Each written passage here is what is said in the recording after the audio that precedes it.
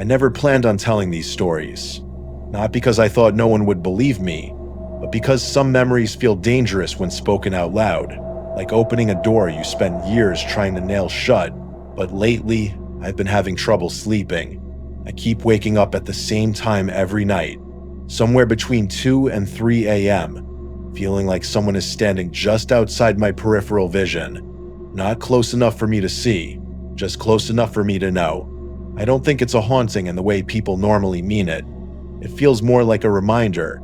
Little tap on the shoulder I can't turn around to face. And when that tap started happening more often, I realized something unsettling. Every time it happened, I was dreaming of a place far from where I live now. An abandoned field, a dirt road in the middle of the swamp, a snowy forest on the other side of the world, places where things went wrong, places where I left pieces of myself behind. I guess that's why I'm finally talking. Not to heal, not to warn, but because these places aren't done with me. Or maybe I'm not done with them. The first disturbance was small, almost meaningless. A flicker of movement in a dark window reflected on my phone screen while I brushed my teeth. I turned around. Nothing there.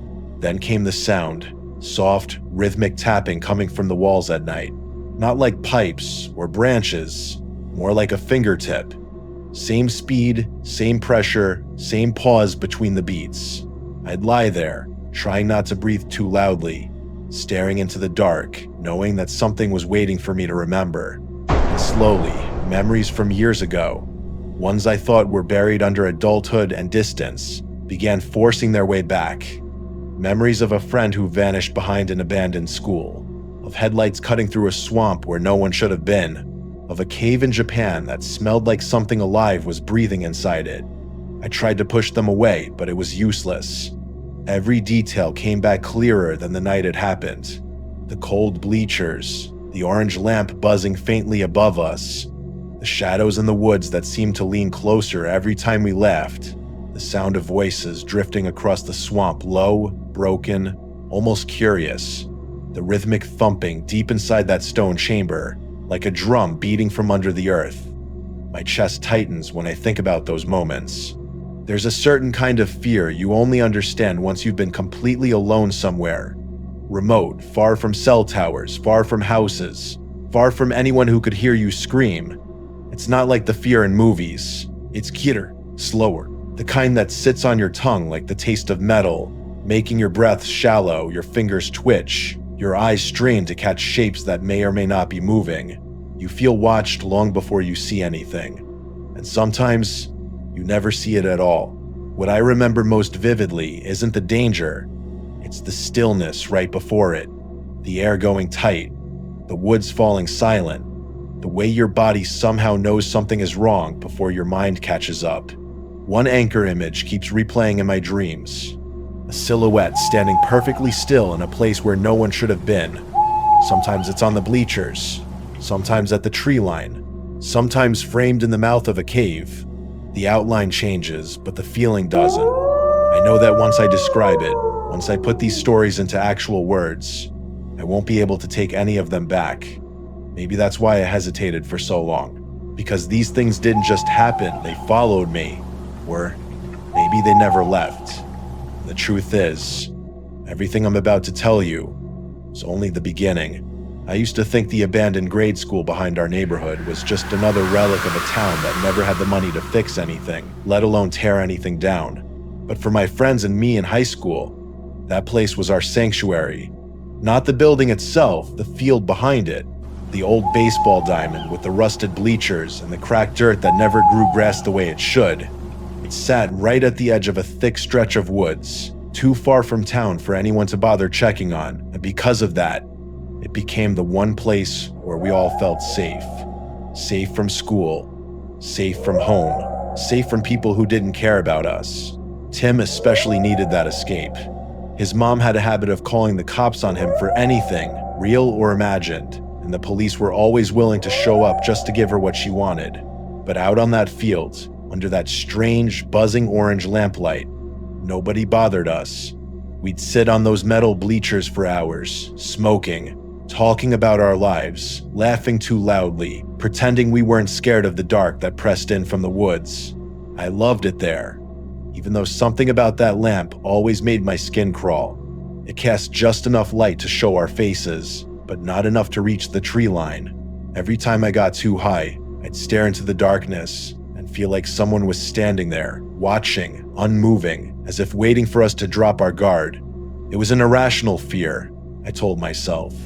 The kind that grows legs when you're young and stoned with friends. But now, looking back, I don't think it was irrational at all. I think something really was watching. The night Johnny went missing was the first time any of us broke our unwritten rule. Never walk to the field alone. We always went in pairs because we hated the silence of that little forest trail, the way the twigs snapped at random even when there was no wind. That evening, I left a little earlier than usual. Johnny wasn't at the field yet, but I figured he was right behind me. He wasn't. I waited 10 minutes, smoked to calm my nerves, then waited 30 more. When he still hadn't shown, an uneasy pressure began building in my chest. The kind that makes your body want to move before your mind decides why. I started back toward my car, walking fast, then jogging, then practically running because something about that night felt wrong, like the woods were holding their breath. When I woke up the next morning and saw he still hadn't answered my texts, I told myself he'd crashed somewhere or forgotten his phone. But by noon, my mom was asking if I'd seen him. By evening, everyone in town was. Search parties went into the woods. Volunteers combed the dirt trails behind the school.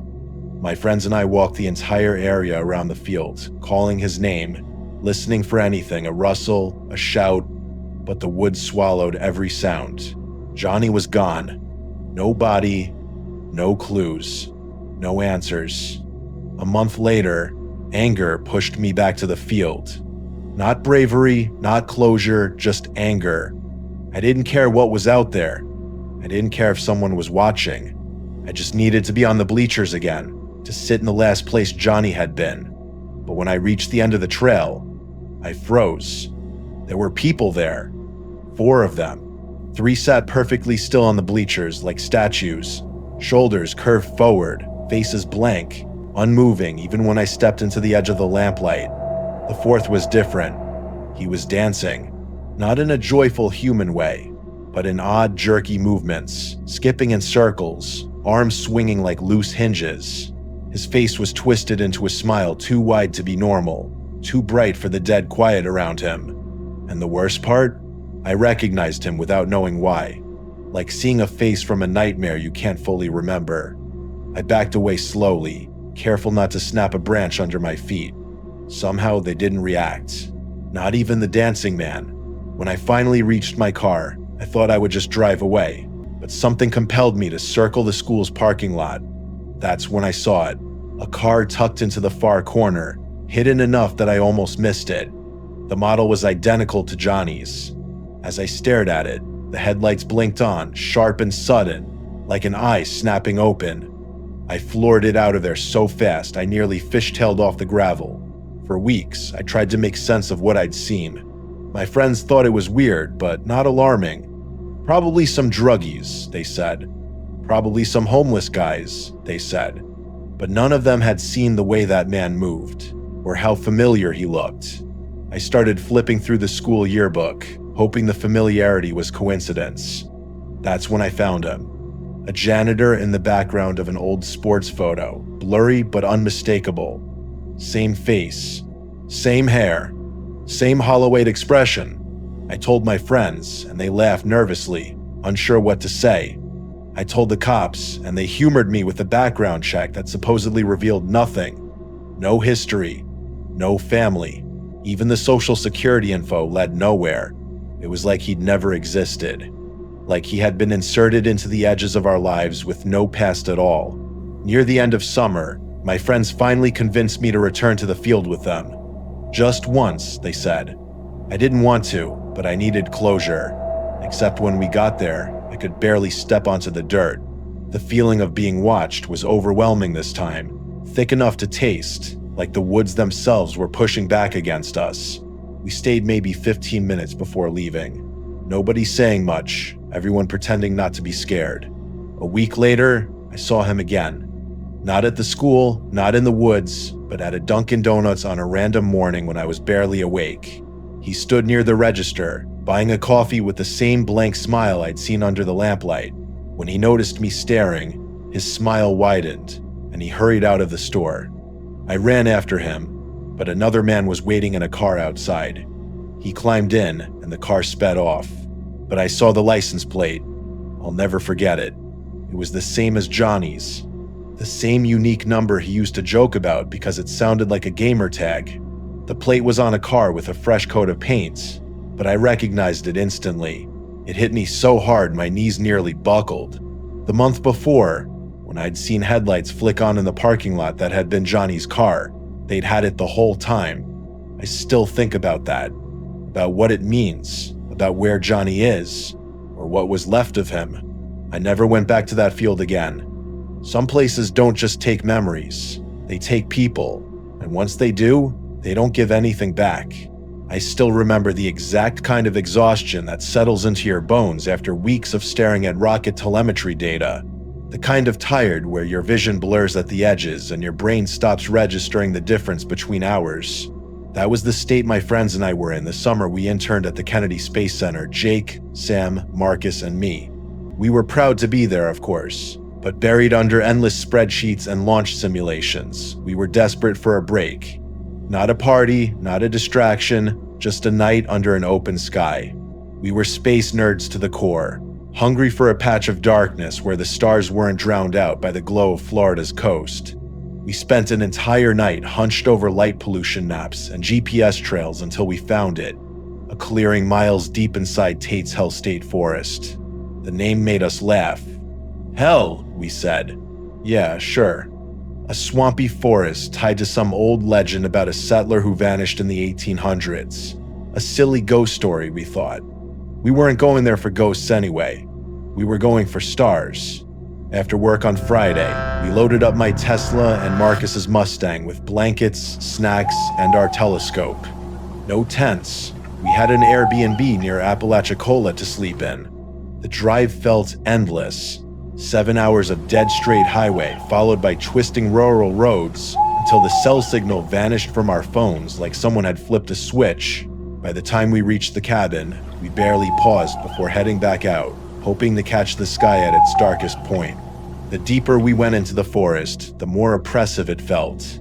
The trails were narrow and pale under the headlights, framed by walls of pines and swamp water so still it reflected the trees like a mirror. Every so often, something splashed in the distance, loud enough to echo. Our walkie-talkies crackled now and then, tiny bursts of static that made the hairs on my arms lift. But when we stepped into the clearing at last, all of that fell away. The sky was unbelievable. Billions of pinpricks of white light spread across a black canvas so clear it felt fake. We lay out our blankets, set up the telescope, and melted into the peace of it all. For 15 minutes, we forgot everything: school, work, exhaustion, the strange quiet of the swamp. Then, Sam's voice broke through the walkie-talkie with a sharp edge I'd never heard from him before. Yo, are you guys seeing headlights? My body went cold.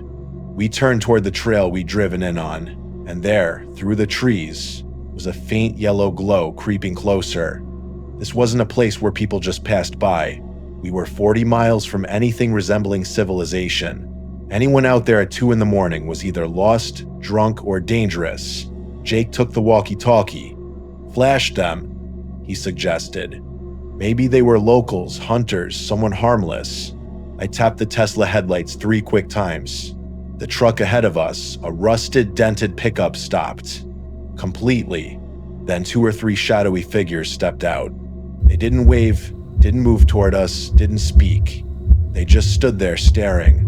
A low murmur followed, a garbled whisper that floated through the swamp like a wet breeze. It was impossible to tell how many voices there were. It didn't sound like conversation. It sounded like chanting. My chest tightened. Sam whispered through the walkie-talkie that he didn't like this. Marcus's voice shook when he said those voices didn't sound right. We agreed to move to another spot, not run, not freak out, just relocate. But we made a pact. If those headlights appeared again, we were done. We were going straight back to the Airbnb. We drove deeper through the maze of dirt trails, making turns so sharp branches scraped the paint. We eventually found another clearing, smaller but quiet. We set out our things again, hoping we'd left the strangers behind us. 5 minutes later, Marcus's voice came through the walkie-talkie, tense and clipped. "They're back." Headlights appeared again, slicing through the dark, much closer this time. Then an engine revved, not speeding toward us. Not trying to scare us suddenly, but slowly, deliberately, like whoever was in that truck wanted us to know they had all the time in the world. That was enough. We grabbed our stuff without folding anything, tossed it into the cars, and buckled in. I hit the accelerator so hard the Tesla lurched forward, scraping over roots and rocks. My rearview mirror filled with blinding beams. Behind me, the Mustang fishtailed but stayed on the trail. The truck stuck to us no matter how much we sped up or how aggressively we turned. The walkie-talkies filled with frantic breathing. Marcus said he thought the truck was trying to ram him. Sam kept shouting that we needed to get to the highway. I remember the moment the trail split. I took the left path without hesitating. Marcus followed. For a split second, the headlights behind us disappeared. We thought we'd lost them. But then, just as we exhaled, they reappeared from the trees, at the exact same angle we had turned, like they knew the forest better than any map could show. Like they had done this before. The next 20 minutes were chaos. Branches slammed against the windows. Dirt sprayed up into the headlights. My shoulders were rigid. My hands locked on the wheel, my foot pinning the accelerator to the floor even though the trail wasn't meant for that speed. Finally, after what felt like an hour, the dirt softened into pavement. A faded highway sign glowed ahead.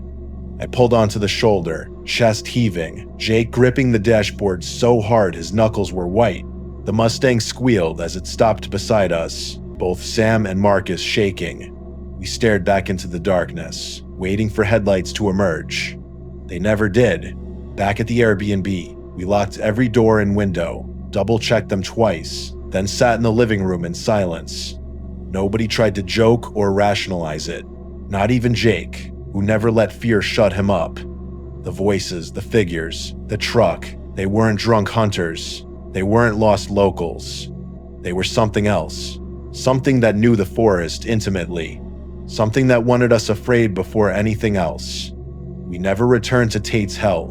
We never told our supervisors at the Space Center. We barely talk about it now. But on long drives, when I pass a patch of dark woods, I sometimes feel that same pressure in my chest. A quiet reminder that, in certain places, you're not trespassing on land, you're trespassing on something that was waiting long before you arrived. Japan in winter has a kind of cold that feels older than the air itself. Not sharp, not biting, just ancient. Heavy. The kind that settles into your clothing and stays there, even when you're wrapped in layers. I felt that cold the moment I stepped out of the rental car in Kaga Onsen, staring up at my family's hotel for the first time in 15 years. It looked almost exactly as I remembered. A multi-floor ryokan built into the side of the hill, half hidden behind pine trees and soft piles of snow. The Daishoji River curved lazily alongside it, dark and slow-moving in the fading light. My father used to tell me stories about the land it was built on, how the area had been considered sacred for centuries, how the construction team found old stone blocks and broken pillars from a shrine dating back to the 9th century. As a kid, I thought the idea was cool, like ghosts and ancient warriors lived under the floorboards. As an adult, walking into that empty lobby in December, the idea didn't feel cool anymore. It felt wrong. The whole building was silent. Not the comfortable kind of silence you get in a quiet hotel at night. This was the heavy, unnatural silence of a place that was supposed to have people, but didn't. My footsteps echoed down the hallway, even before I reached the counter, and noticed there were no staff. Not a single person. Just a wall of keys hanging neatly, and a guest book that hadn't been signed in days. I checked myself in the old-fashioned way, grabbed a key, and walked through the dim corridor to my room. I kept turning around, half convinced I'd hear another set of footsteps following behind me, but nothing echoed except my own. The next morning, I woke early and looked out at the forest below the hotel. A thick layer of snow blanketed everything. branches drooping under the weight. That childhood memory of my father talking about the shrine ruins came back stronger than I expected. I've always loved exploring when I'm anxious. It feels like the only time my brain quiets down. So I put on my boots, grabbed a flashlight, and followed the slope downward into the trees. The snow swallowed most sounds, which made the forest feel even more isolated. Every step was a muted crunch. I walked for what felt like a long time, maybe an hour, before realizing I had no sense of direction anymore. My phone had no signal. The hotel was nowhere in sight. Only endless white and brown and gray. Then I saw the hill. A steep rise cloaked with rocks and old roots. Climbing it felt like the smartest option. If I could reach the top, maybe I could get my bearings. Halfway up, I noticed a narrow, overgrown path cutting across the slope. It wasn't natural. The dirt had once been cleared by human hands. So I followed it. The path grew thinner until it simply stopped, ending abruptly at a patch of dead brush. But just above it, half hidden, was a dark cavity in the hillside, a small cave entrance. My breath fogged as I stared at it. Something deep in my body told me not to go inside. But curiosity is a stubborn thing, especially when it's been growing for years. I brushed aside the branches and ducked into the opening. The smell hit me first. A thick, musky scent, like the inside of an animal enclosure. Damp fur, iron, something wild. The beam from my flashlight caught the wall's smooth stone, not natural, shaped by hand. The alcove in front of me was empty except for a rectangular stone block placed cleanly at its center. It felt like a ritual space, or an altar. My heart thudded once, hard. I moved into the next chamber, larger, colder, with 2 tunnels branching off into pitch-black darkness. And on the far side of the room was another stone block, this one hollow. I don't know what I expected to find inside. Maybe old tools or pottery shards. But not bones, not human bones. They were stacked loosely inside the hollow cavity femurs, ribs, vertebrae, and among them lay an ancient-looking bronze coin and a long strip of metal blackened with age. I reached in and picked up one of the coins without thinking. The metal was icy. My heart was hammering now, heavy enough that I could feel it in my throat. That's when I heard it, a sharp crash echoing from one of the side tunnels. Not a pebble falling, not an animal scurrying. Something heavier, something intentional. I froze, flashlight shaking slightly as I swung it toward the tunnel. The smell intensified, almost suffocating now. I reached down and instinctively grabbed the long piece of metal from the bones. Up close, it looked like the remains of a broken blade. Whoever left it there hadn't intended to pick it up again. The next sound came then, a rhythmic thumping, deep and steady, like a drum being hit from far away. 1 beat every few seconds. The kind of sound that doesn't belong in a mountain cave, especially not a forgotten one. Fear took over completely. I backed toward the entrance, slipping on mud, never taking my eyes off the tunnel. Every instinct screamed to run, to get outside, to get away from whatever was moving in that darkness. The moment I squeezed through the entrance and jumped onto the slope below, everything behind me seemed to tremble. The ground, the stone, even the air.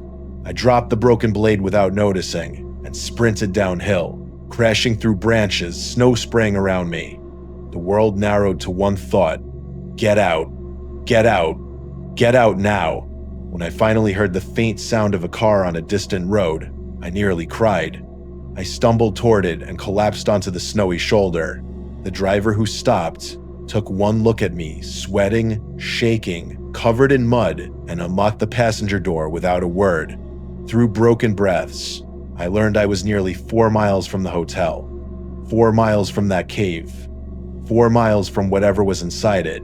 Back in my room, I packed everything within minutes. I didn't care that I had the place to myself. I didn't care that the hotel was technically safe. I needed to leave.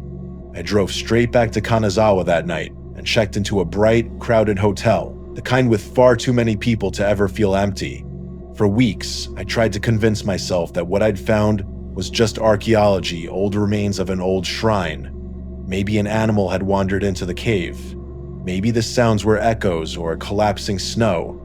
But then February came, and so did the text from my father. Someone had broken into the hotel, he said. Not to steal anything, not to vandalize the place.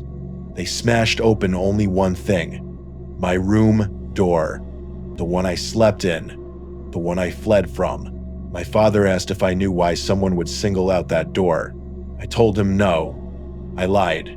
I haven't been back since. I won't ever go back, because some places don't want to be found. And when you step inside anyway, they remember you. There's something I've come to understand after all these years. Something I didn't want to admit until these memories began rising to the surface again. It's that the scariest places in the world aren't haunted because of ghosts or legends or whispered stories passed down through generations. They're haunted because of what they take from the people who stumble into them. A fragment of a voice, a sense of safety, a person you thought would always be beside you. They take those things quietly, without warning, the way a shadow slips over the ground at dusk. Not sudden, not violent, just inevitable. And once they've taken something, they don't give it back. Not really. You move on, but something stays lodged inside you, soft and heavy, like a stone caught under the skin. I used to think time would smooth it out, make the memories dull and distant, turn them into stories I could recount without feeling the cold all over again. But the truth is, some experiences don't fade. They just wait. They wait in the gaps between your thoughts, in the moments you stop paying attention, in the silence of a room after you turn off the lights.